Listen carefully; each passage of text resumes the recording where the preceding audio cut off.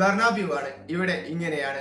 ഒന്നും രണ്ടുമല്ല, പലകുറി Real Madrid അവരുടെ തിരിച്ചുവരവുകൾ വിജയകരമായി പൂർത്തിയാക്കിയ സാന്റിയാഗോ ബെർണാബ്യൂ. തോൽവി എത്ര അടുത്താണെങ്കിലും വിജയം എത്ര അകലെയാണെങ്കിലും റയൽ മാഡ്രിഡ് അത് നേടിയെടുക്കാൻ ഉറച്ചാൽ പിന്നെ അതിൽ നിന്നും പിന്മാറില്ല എന്ന് വീണ്ടും തെളിയിക്കുകയാണ്.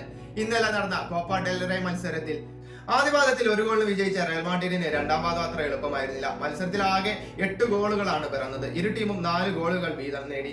എന്നാൽ റയൽ മാഡ്രിഡിന്റെ ആദ്യ പാദത്തിലെ വിജയം അഗ്രിഗേറ്റ് സ്കോറിൽ 5-4 വിജയം റയൽ മാഡ്രിഡിന് നേടിക്കൊടുക്കുകയാണ്.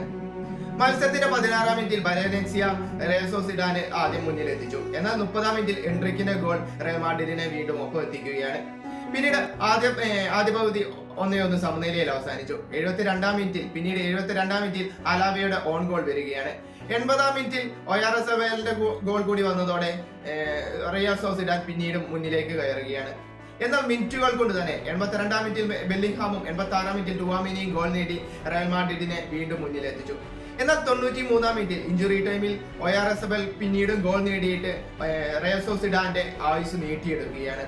മത്സരം എക്സ്ട്രാ ടൈമിലേക്ക് എത്തിയെങ്കിലും എന്നാൽ ഇപ്രാവശ്യം റയൽ മാഡ്രിഡിന്റെ രക്ഷകനായി എത്തിയത് അല്ലെങ്കിൽ അവതരിച്ചത് റുഡീഗർ ആയിരുന്നു. മത്സരത്തിൽ 115-ാം മിനിറ്റിൽ റുഡീഗർ ഗോൾ നേടി റയൽ മാഡ്രിഡിനെ വിജയത്തിലേക്ക് എത്തിക്കുകയാണ്.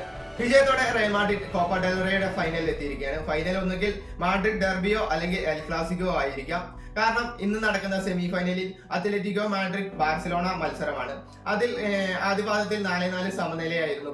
ഇരു ടീമും ഗോളുകൾ അടിച്ച് 4 ഗോളിന്റെ സമനിലയിലായിരുന്നു പിരിഞ്ഞത്. ഇന്ന് നടക്കുന്ന രണ്ടാം പാദത്തിൽ ആര് വിജയിക്കുന്നോ അവര് ഫൈനലിലേക്ക് എത്തും. അപ്പോൾ അത്ലറ്റിക്കോ മാഡ്രിഡ് ആണെങ്കിൽ മാഡ്രിഡ് ഡെർബിയും, അതേപോലെ വീണ്ടും ഒരു എൽ ക്ലാസിക്കോ കാണണമെങ്കിൽ ബാർസലോണ വിജയിച്ച ഒരു എൽ ക്ലാസിക്കോ കൂടിയായിരിക്കും ഈ സീസണിൽ ഇനി കാണാൻ പോകുന്നത്.